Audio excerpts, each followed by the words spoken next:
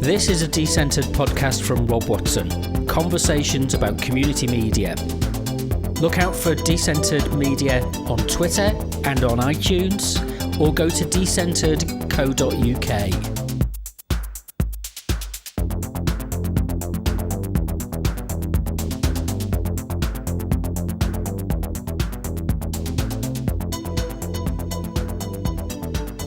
In celebration of the 100th episode of the Decentered Media podcast, we thought it'd be a good idea to do something a bit different today. So I'm with John Costa at the Doc Media Centre, and we're running a day of online discussion and best practice sharing, although this session might be a bit of kind of emotional support as well. And this is all in celebration of World Radio Day, UNESCO World Radio Day, and it's also part of the Parallel Lives Festival that the Doc Media Centre and John organises. So let me introduce our co-host for this session, which is Dr. Jo Coleman. I insist now that we call people by their titles, that they've got it. Dean, are you, have you got a professional qualification?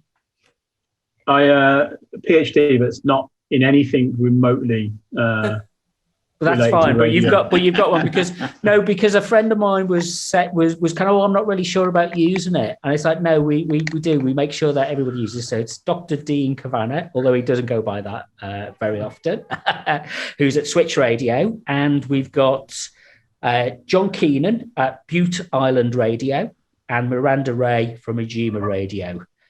So the kind of topic, how have we all been doing with our radio stations? Jo, do you want to kind of talk a little bit about the research that you did and the kind of what you've managed to capture as a snapshot of how people are getting on?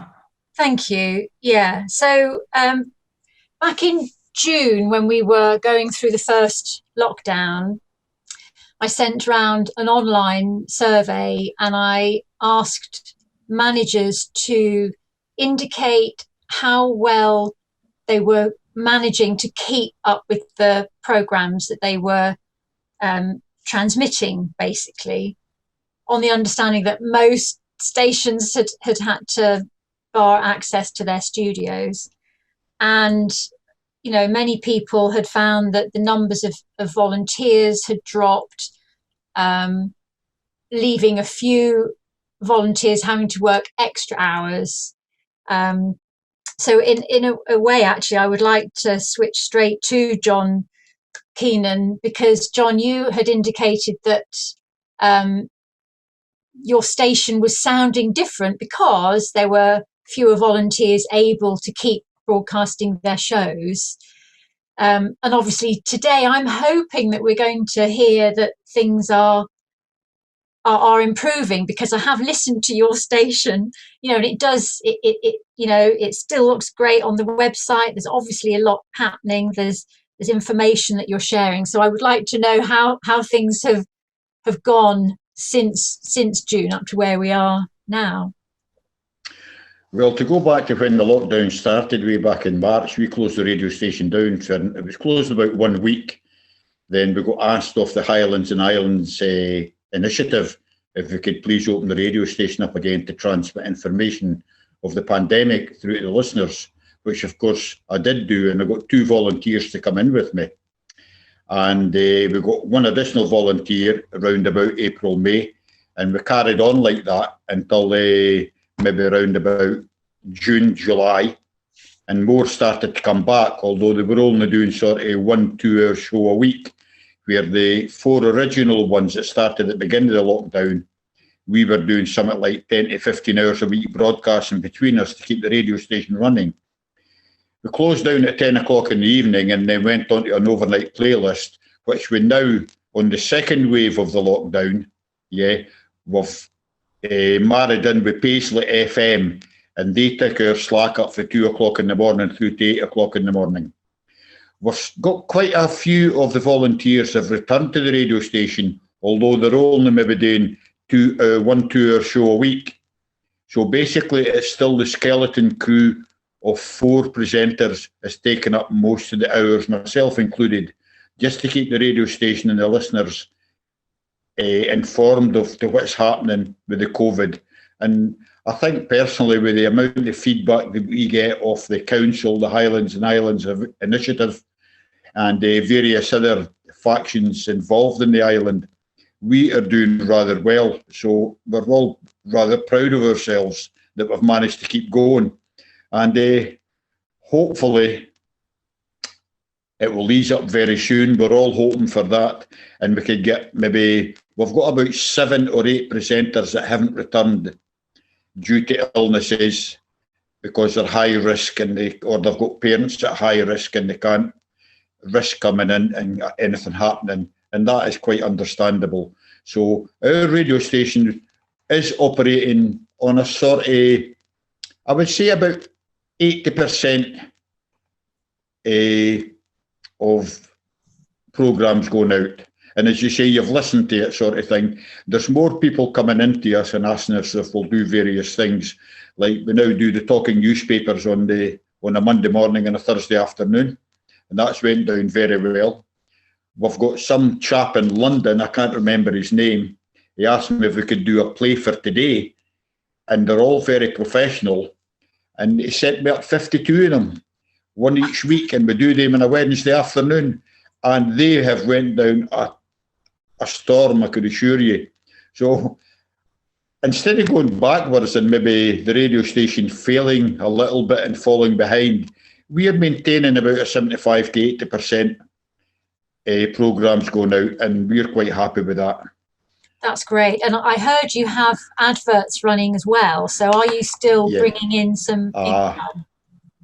No, there's people coming to us for new adverts at the moment, but it's a mix-up between us getting the advert in and then finding the boy that does our adverts to come into a recording studio. We've got a recording studio as well.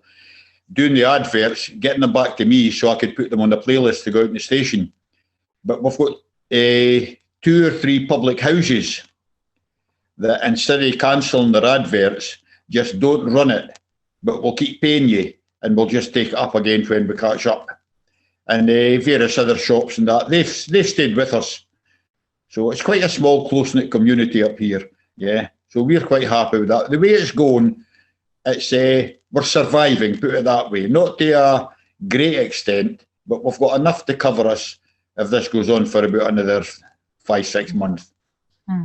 What's the sort of, just before we move to perhaps someone else in a city, what's the kind of nature of where everyone lives? Is it mainly rural, or do you have a few towns?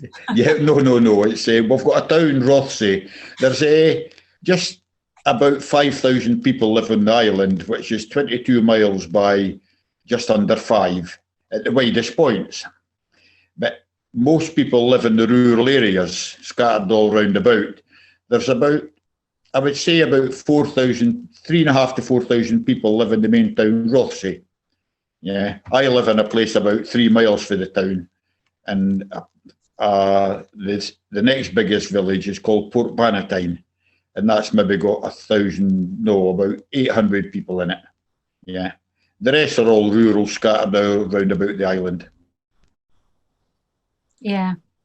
And so you're feeling optimistic that you'll be able to keep the station going and maybe keep some of these new initiatives going in the future? Oh, indefinitely. Yeah, there's no problem with that. One way or another, I mean, I've just bought a shed load of new equipment because we've had our new equipment, my old equipment for 10 years, and it was second-hand when we got it. So I've just bought in May brand new transmitters and the whole works. And I've built a brand new studio in the town, moved out of the old one because it wasn't disabled friendly. So we've now got a brand new studio, beautiful, with wheelchair ramps and everything in it. So we're encouraging the disabled personnel to come along, which we have done. We've got 2 disabled people, but they're self-isolating at the moment. So they will come back and they're quite happy to do it. They could come in with their wheelchairs and that and come and broadcast their show. So it's all disabled friendly. We are very, very happy with how it's going. That sounds great. Thank you for sharing, John. I'd like to compare, and and actually you can't really compare community radio stations in this country, can you? Because each one is so unique and so different. But I wonder what Dean has to say now, because in last year's Community Radio Awards, Switch Radio was very successful. And one of the awards that I noticed was your local news hub that you'd done. And I wondered, had that come about because of COVID, or was that beginning to happen before? Well, I think local news is something that we've been looking to do for a while to kind of supplement our kind of brought in national coverage. And we was just getting that off the ground, and then the first lockdown hit. And we started moving a lot of stuff online. So a lot of our playout was online. We moved on to using some of the Myriad tools to have people contribute remotely. And we sort of thought, well, do you know what? If we invest a little bit of technical time here, we could probably build something that would allow people to contribute and still build local news bulletins, but from home. So we built a platform to let people do that, so that people could record news bulletins and we could draft news items and they would be automatically compiled into bulletins to go out on air. And we introduced that, and that actually went really well. We had a solid local news provision throughout the lockdown with people recording bulletins from home. Since then, actually, so we put that in for a Community Radio Award, and we were fortunate enough to win. And since then, actually, we're almost at the point where we're going to release a product to the community sector to use it if they wanted to. So it wasn't particularly user friendly when we first built it, because it was designed to be in-house. So if you logged into it as an external person, your eyes would fall out. So we've made it slightly more user friendly. But it was really good, and it's an example of kind of that when we were locked down, there was two options: either completely row back everything, or just go for it, because a lot of people were furloughed and we had at our place, so people had time to do things, and they were looking for things to do to take their mind off the fact that they were furloughed. So we went the other way. We just threw everything at everything, and it worked out okay. I mean, we were lucky because we're in the middle of a city. There's lots of people here. We're fortunate enough to have a substantial number of volunteers because of we've sat in the middle of a really populous city. So we used all of that to our advantage, and it kind of worked out, actually. We've done reasonably okay. I mean, it's not to say no community radio station is going to come on any call ever and tell you that everything's tickety-boo and, we're swimming in swimming pools full of £20 notes. But things are okay, I think it's fair to say. So have you been able to access and use the studios at all? Yeah, so we shut the studios for about 3 to 4 weeks while we kind of worked out exactly what we were going to do. So we didn't want to, because for some people, they literally don't have the facilities at home to provide content and provide shows. So we were shut for about 3 or 4 weeks while we worked out what we were going to do and how we could make the place COVID secure.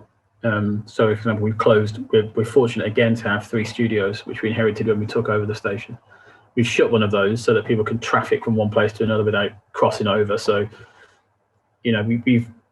we thought of ways that we could operate that was COVID secure, and then we opened the studios, but we never made it the default position that you have to come in. So we said, if you're comfortable and you're not shielding, then you can come in. But it's not mandated. It's not as if anyone's going to say, well, you can't have your show anymore because you're not coming in. I mean, there's never that.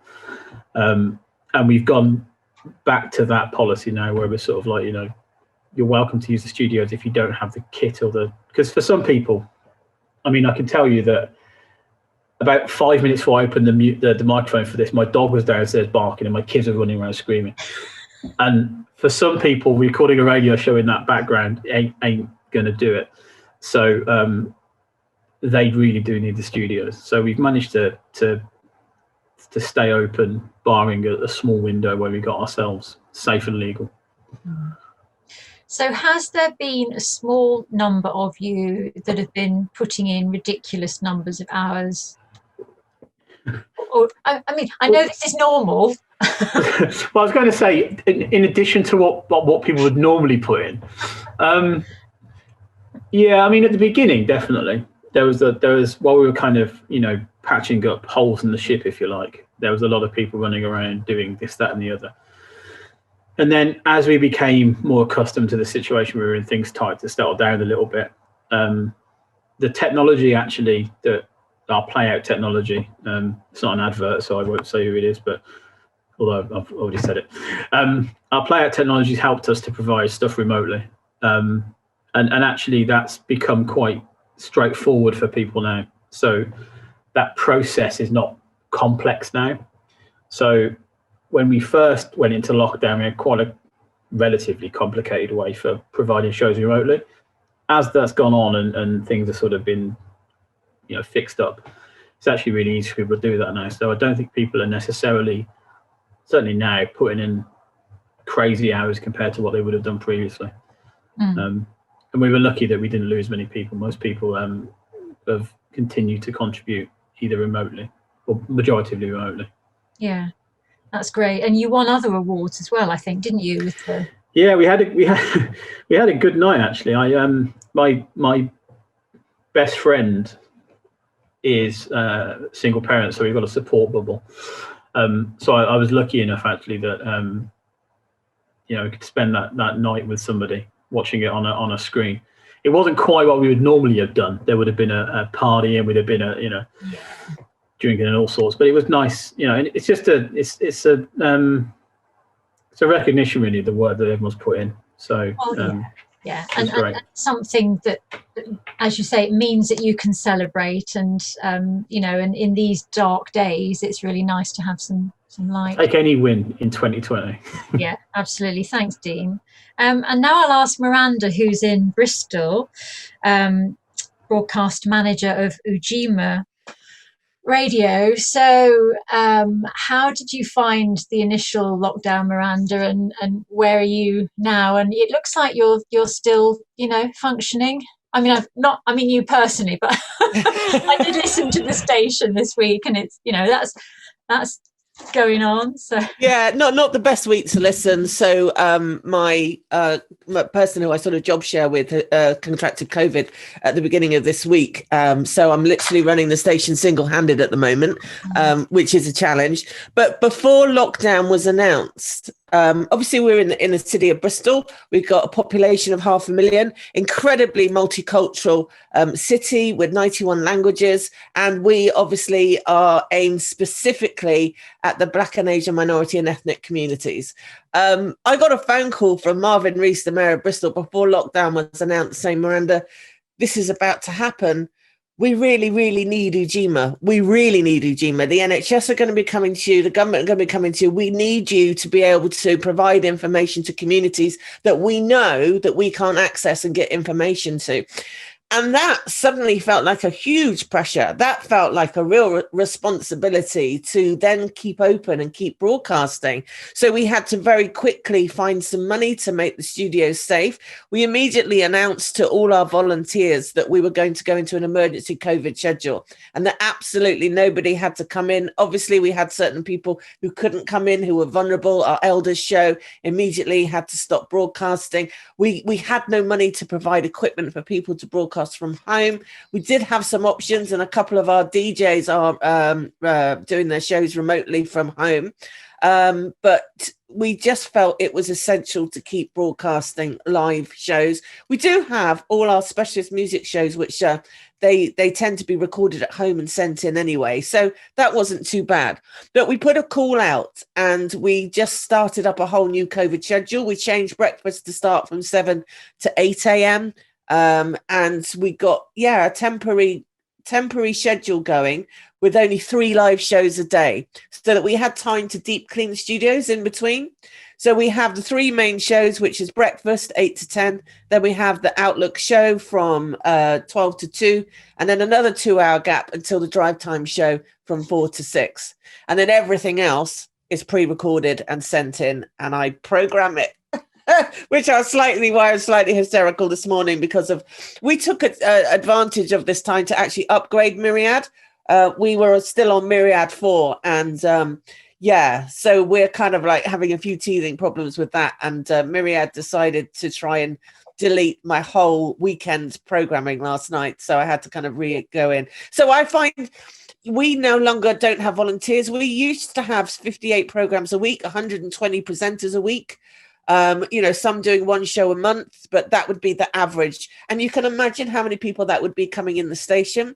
We work closely with some of the colleges and universities who would provide work. We'd provide work experience, and our station would be busy. It would be a proper hub, a real community of people coming in from elders, real cross-generation.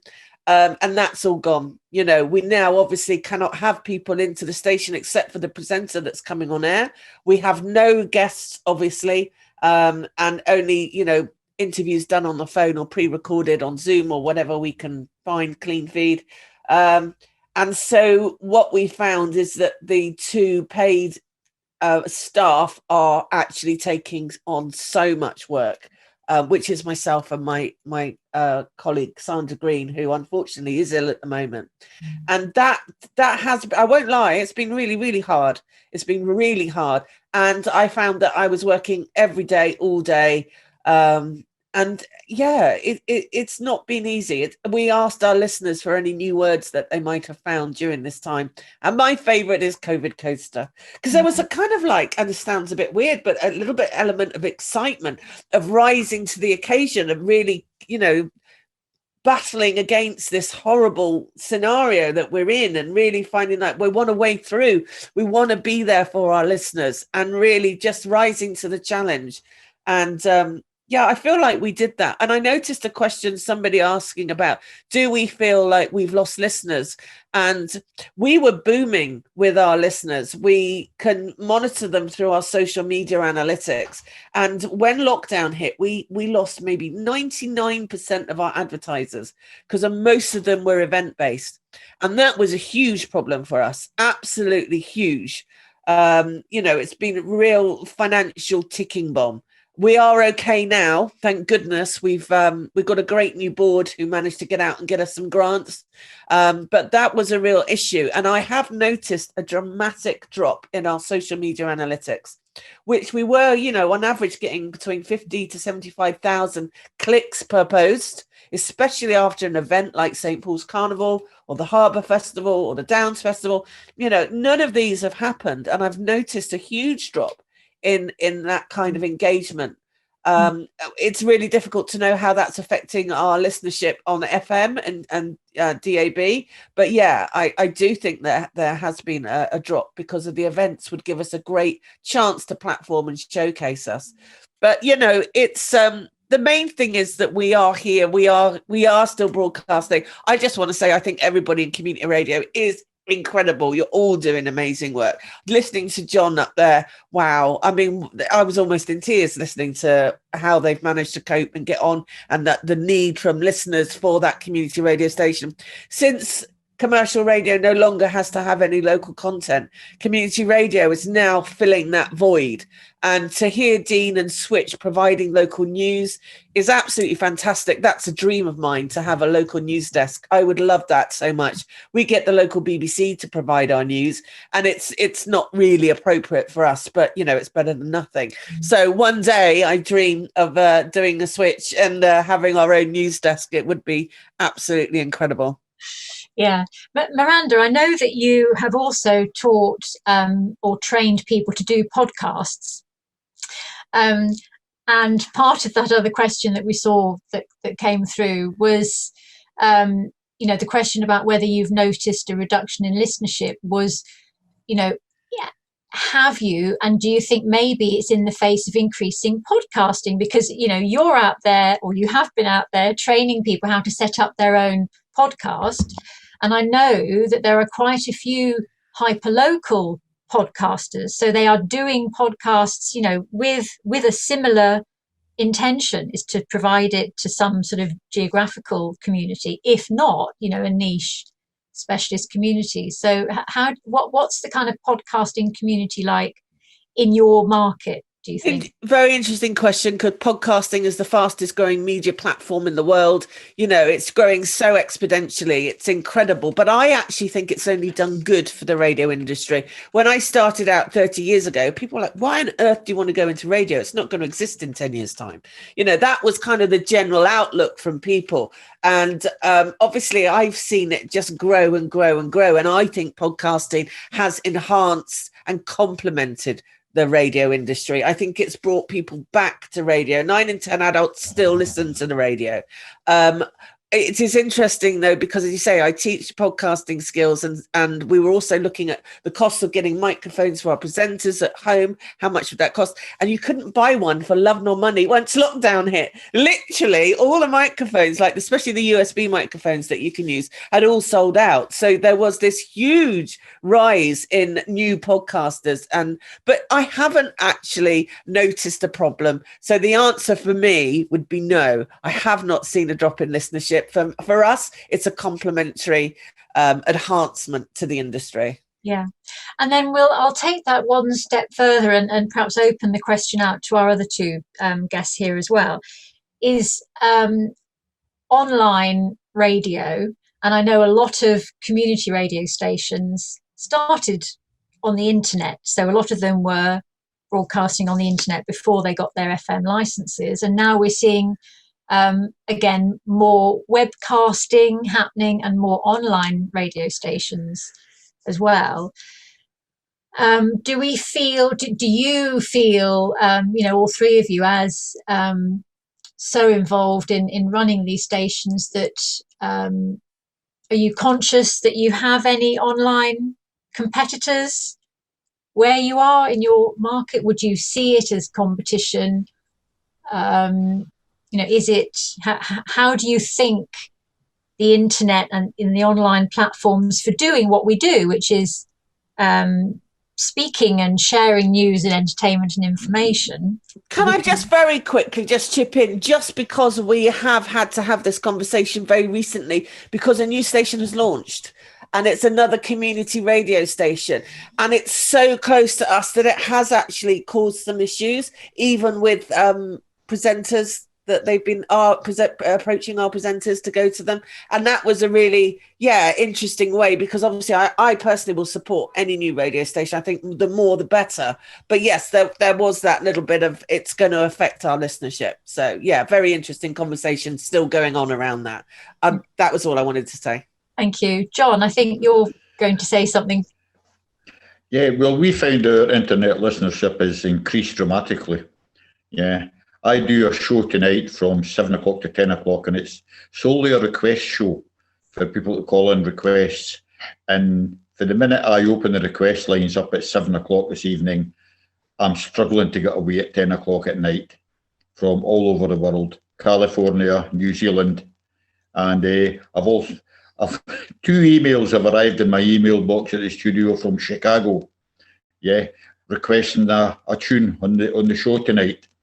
Apart from that, all corners of the UK, a couple for Bristol, 2 or 3, well, quite a few for down south and all around the south coast. But comparing my radio station with the likes of Miranda and Dean, who's living in high conurbation areas, we have got a limited, and I mean a very limited listenership, I should say, especially on the FM up here, because as FM we're restricted to a certain, how can you say it, a circle where we can broadcast in. And there's 2 or 3 local radio stations round about us, although not within 15 miles of us, round about maybe 15 to 20 miles of us. So they're not interfering with us any. Our problem is the lie of the land. We're trying to broadcast on the FM everywhere, but we're limited to the people that could pick us up on FM, although it is getting better, and hopefully it will get better. But as far as the internet's concerned, our listenership has increased dramatically, and it's wonderful to see. It really is. But we can't compare our radio station to the likes of High Conurbation Community Radio. You've got listenership that we could die for. Yeah. Just to give people an idea, I was just checking, our latest stats were 87,500 listeners streaming online, just to give people an idea. No, we couldn't even look at that. We do. I mean, we try and do a gauge, and twice a year we'll put out a local survey about what type of music the local listeners want to listen to, what presenters they like, how things go about. Is there any way that you could give us that we could increase the programs that we could put out? But we're restricted to the island area.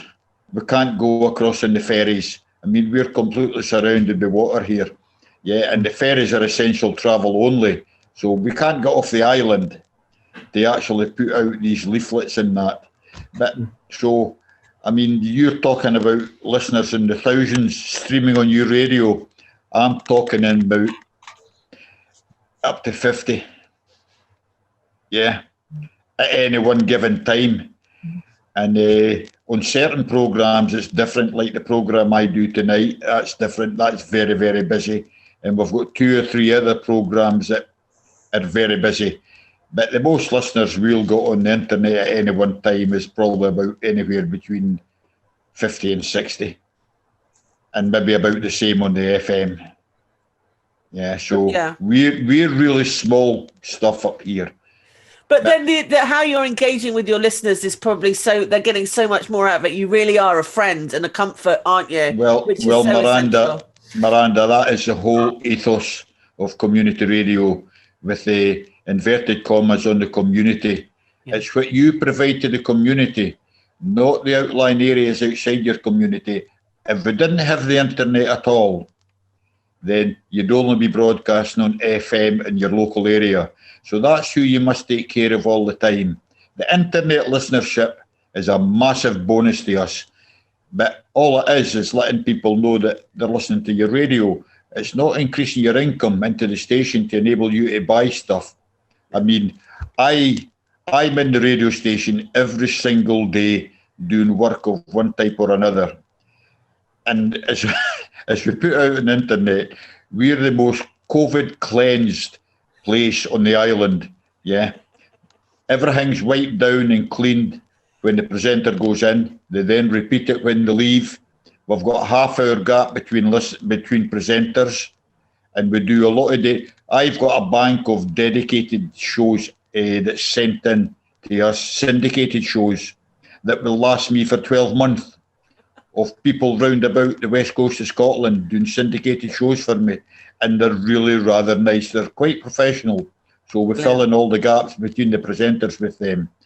But as far as that, it's community radio. It's not internet radio. Are you doing all the programming, John, yourself? Yes, I do. Oh, I know that one.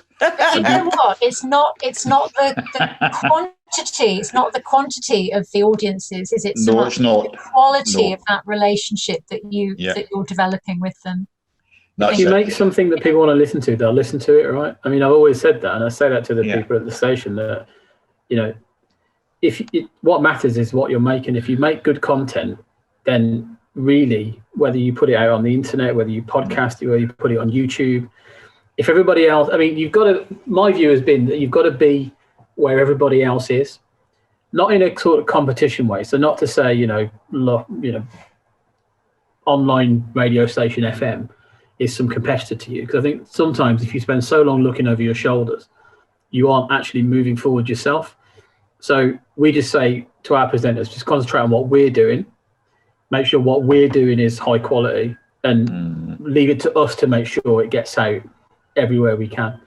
So I wouldn't say that we felt a loss of listenership or necessarily felt tightened by online radio stations which appeared during the lockdown. But I think that's because we just concentrated on making sure that what we do is as good as it can be. And then hopefully hopefully at some point in the future, when we stop and look behind us, we'll realise that we've actually moved forward, as opposed to, we did fall into the trap. When we first took the station on, we took it over from another organisation in 2013, 2014.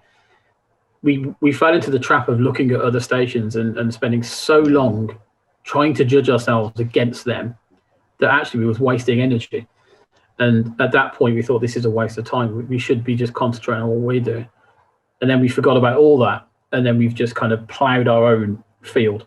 But yeah, you must have found, because everybody's listeners so different. Your listeners up there are different to my listeners in Bristol. Yeah. And even our remit for the African and Caribbean communities, our programming has to be aimed at them, which is even more specific. It's not just the BAME communities or the, communities of St. Paul's and Easton, which is literally the very small area we broadcast. We only have a 5-mile radius on FM. So yeah, we have to really gear and specialize to our audience, our community, which is where you get your loyalty and where you get your real closeness with your listener. Yeah. Do you all three feel that you will be able to, when we get the COVID coaster past us, and you're back in the studios, will all your volunteers come back? Will you get new types of volunteers? Will you go from strength to strength? Well, we've actually had 2 or 3 people come forward in the past maybe 3 or 4 weeks asking if they could come and do a show, but we have to turn them down. We say, no, we can't start new people. We've got 2 or 3 shows that are family duos. They come in 2 of them, and because they live in separate houses, they can't come into the studio. We don't have guests, so that we do phone-in guests and phone-in interviews. We've also got a setup with our local high school here, or our academy as we call it. And we get a couple of these come down. And over the period... we've lost him.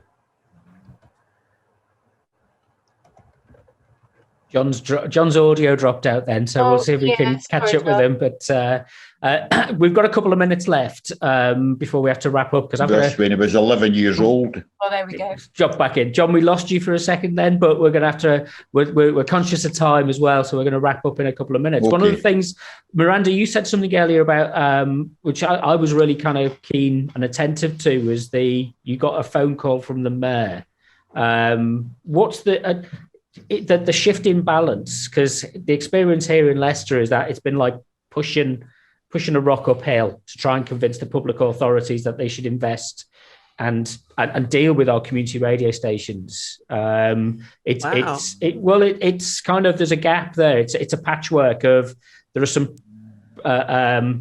progressive areas, and I'm not relating that in a party political way, but there are some people who are more focused from the Conservative controlled areas than the Labour controlled areas. So it's a cultural attitude in some ways, but that kind of connection with your local authorities, the leaders in the health service, we've had to do a lot of pushing. And people who read my blog, the Decentered Media blog and everything, will probably see my frustration about a lot of this. Is that it's kind of been it's been difficult to get people to kind of go, yeah, community radio is part of the solution and not part of the problem. Any quick kind of thoughts on maybe what our next set of discussions should be about this? How do we bring this together, Jo? What's the way that we're going to coordinate this to convince people that we can learn from the experience of John and Dean and Miranda and kind of put it in a bottle and give it to people to drink? So Miranda was saying that they were approached because they were seen as a conduit to a community that it was felt needed to be given lots of information that would be meaningful to them.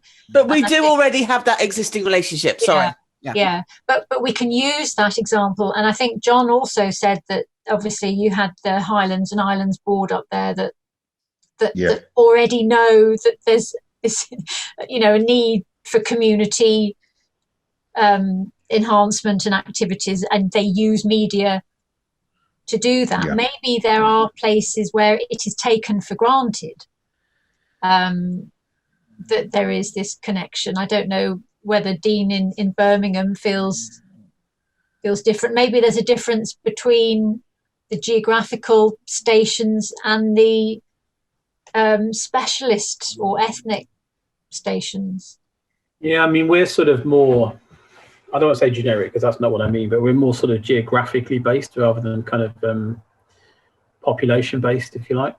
So it's a bit trickier for us actually, because we're trying to pull people from kind of the big players locally to try and convince them to listen, which is why our station actually had to go sort of quite mainstream. Again, we say this to the listeners, we could be the nicest people in the world.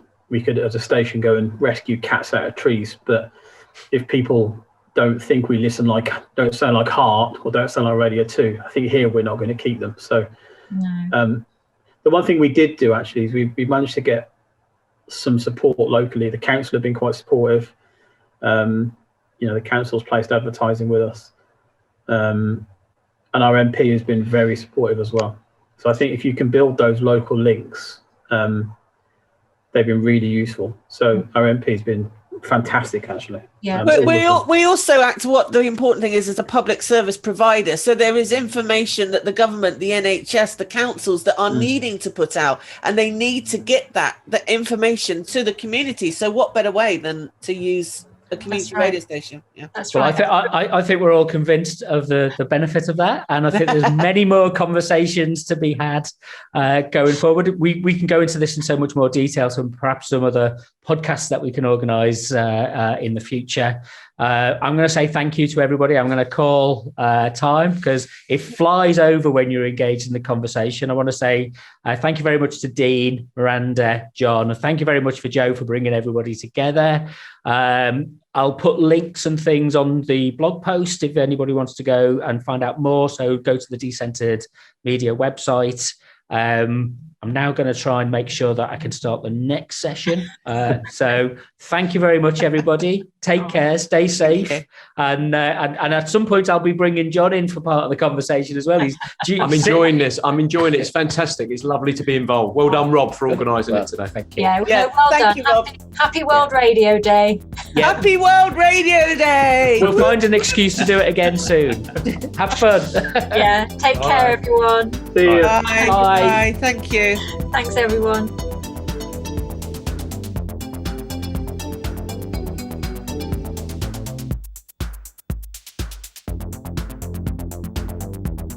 You've been listening to the Decentered podcast. I'm Rob Watson. If you want to find out more information, contact me on Decentered Media via Twitter or go to decentered.co.uk.